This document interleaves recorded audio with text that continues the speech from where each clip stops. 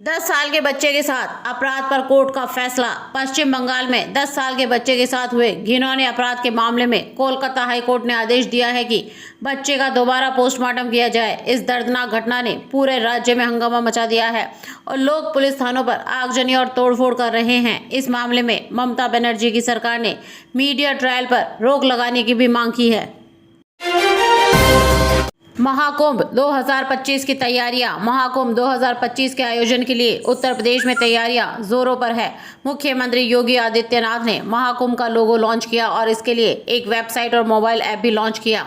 इसके साथ ही यूपी पर्यटन निगम ने 14 नए टूर पैकेज भी लॉन्च किए। महाकुंभ के दौरान 1 करोड़ से ज़्यादा लोगों के आने की संभावना है और इससे 25 करोड़ से अधिक लोगों को रोजगार मिलेगा। इसके अलावा अस्पतालों में इमरजेंसी सेवाओं की भी तैयारी की जा रही है ताकि कोई भी चिकित्सा आपात स्थिति के दौरान परेशानी ना हो। खेल जगत की खबरें। क्रिकेट के मैदान से भारत के लिए 2 बड़ी खुशखबरी आई है। महिला T20 वर्ल्ड कप में भारत ने पाकिस्तान को 6 विकेट से हराया, जिसमें कप्तान हरमनप्रीत कौर ने शानदार प्रदर्शन किया। वहीं पुरुष टीम ने बांग्लादेश को 7 विकेट से हराकर पहला T20 मैच जीत लिया है। हार्दिक पांड्या ने विजयी छक्का मारा और अर्शदीप सिंह और चक्रवर्ती ने 3-3 विकेट लिए। डॉक्टरों की हड़ताल पर कोलकाता हाई कोर्ट का फैसला। पश्चिम बंगाल में एक बड़ी खबर में जूनियर डॉक्टरों की हड़ताल का मामला अब हाई कोर्ट तक पहुंच गया है। हाई कोर्ट ने सरकार को डॉक्टरों की मांग पर जल्द से जल्द विचार करने का निर्देश दिया है। डॉक्टर हेल्थ सेक्रेटरी को हटाने सहित 9 प्रमुख मांगों पर अड़े हुए हैं। राजस्थान में आरएसएस प्रमुख मोहन भागवत का संबोधन। राजस्थान पहुंचे राष्ट्रीय स्वयंसेवक संघ के प्रमुख मोहन भागवत ने एक बड़े जनसमूह को संबोधित करते हुए हिंदुओं को एकजुट रहने का आह्वान किया। उन्होंने कहा, भारत एक हिंदू राष्ट्र है और हिंदुओं को भाषा, जाति और प्रांत के भेदभाव को मिटाकर एकजुट होना चाहिए। भागवत के इस बयान पर लोगों की भारी भीड़ उमड़ी और उन्होंने देश के भविष्य के लिए एकता की अहमियत पर जोर दिया। यह पहली बार नहीं है जब आरएसएस के प्रमुख ने इस प्रकार का बयान दिया है। प्रधानमंत्री नरेंद्र मोदी और मुख्यमंत्री योगी आदित्यनाथ भी पहले इस बात पर जोर दे चुके हैं कि अगर हिंदू समाज में मतभेद जारी रहे तो इसका नुकसान देश को होगा। सोनम वांगचुक के दिल्ली में अनशन की अनुमति पर विवाद। लद्दाख के प्रमुख सामाजिक कार्यकर्ता और आंदोलन के नेता सोनम वांगचुक को दिल्ली में जंतर मंतर पर अनशन की अनुमति नहीं मिली। इस पर नाराजगी जताते हुए वांगचुक ने घोषणा की है कि वह लद्दाख भवन में अनिश्चितकालीन अनशन करेंगे। उनकी मुख्य मांग है कि लद्दाख को पूर्ण राज्य का दर्जा दिया जाए। वांगचुक का यह आंदोलन लद्दाख के भविष्य और वहां के लोगों के हक के लिए है, जिसे लेकर उन्होंने जनता से भी समर्थन मांगा है। बॉलीवुड कोरियोग्राफर जॉनी मास्टर से नेशनल अवार्ड वापस लिया गया। बॉलीवुड के मशहूर कोरियोग्राफर जॉनी मास्टर से हाल ही में उन्हें मिला नेशनल अवार्ड वापस ले लिया गया है। उन पर एक असिस्टेंट द्वारा यौन शोषण के आरोप लगाए गए थे, जिसके चलते तेलंगाना पुलिस ने उन्हें गोवा से गिरफ्तार किया। इस मामले में बॉलीवुड और कोरियोग्राफी की दुनिया में हड़कंप मच गया है। आरोपों की पुष्टि होने पर उनके खिलाफ कड़ी कार्रवाई की जा रही है और नेशनल अवार्ड छीन लिया गया है।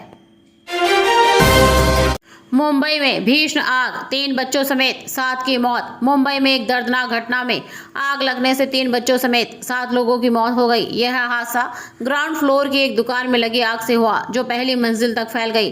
प्रारंभिक जांच में शॉर्ट सर्किट को आग का संभावित कारण माना जा रहा है। वहीं राजस्थान के दौसा में भी एक भयानक हादसा हुआ, जब एक डंपर भीड़ में घुस गया और 5 लोगों की जान ले ली।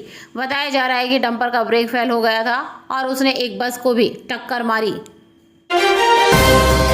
वैष्णो देवी यात्रा, 24 लाख श्रद्धालुओं ने किए दर्शन। नवरात्रि के दौरान वैष्णो देवी की यात्रा पर श्रद्धालुओं की भारी भीड़ देखी जा रही है। पिछले 4 दिनों में लगभग 24 लाख श्रद्धालुओं ने मां के दर्शन किए और रविवार की शाम तक 40,000 और पंजीकरण हो चुके थे।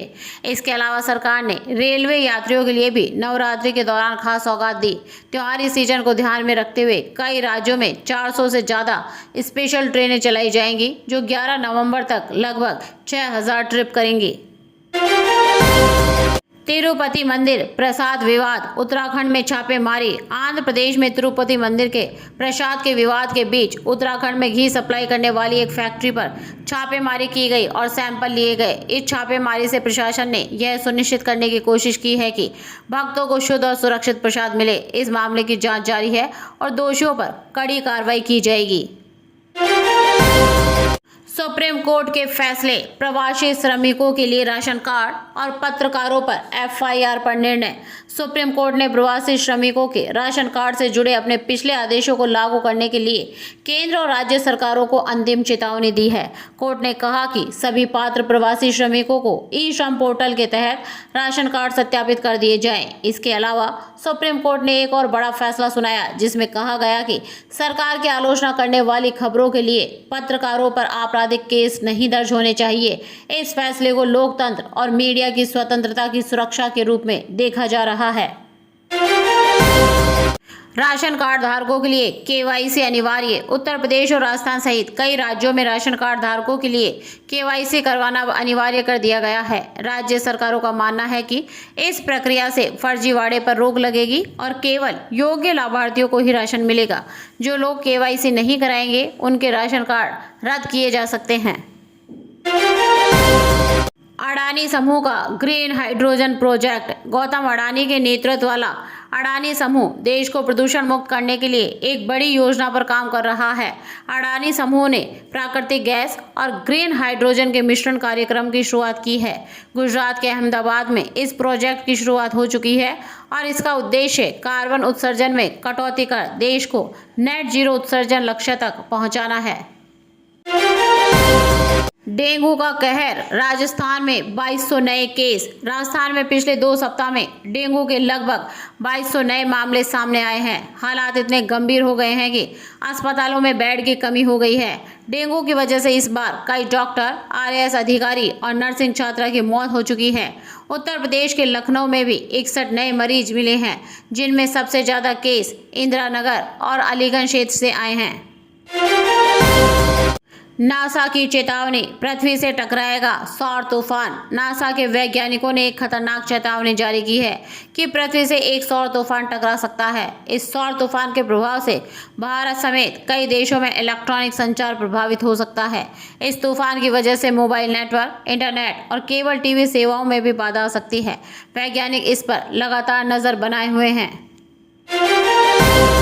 कश्मीर में प्राकृतिक आपदा से किसानों को भारी नुकसान। कश्मीर में हाल ही में आई प्राकृतिक आपदाओं ने किसानों की कमर तोड़ दी है। हवाओं और बर्फबारी से किसानों को 100 करोड़ से ज़्यादा का नुकसान हुआ है। खासकर सेब की फसलें बुरी तरह बर्बाद हो गई हैं, जिससे किसान संकट में हैं। सरकार से मुआवजे की मांग की जा रही है। पुणे में भारत का पहला सैन्य खुफिया पार्क। महाराष्ट्र के पुणे में देश का पहला सैन्य खुफिया पार्क बनाया गया है, जहां 40 शहीदों की प्रतिमाएं भी स्थापित की गई है।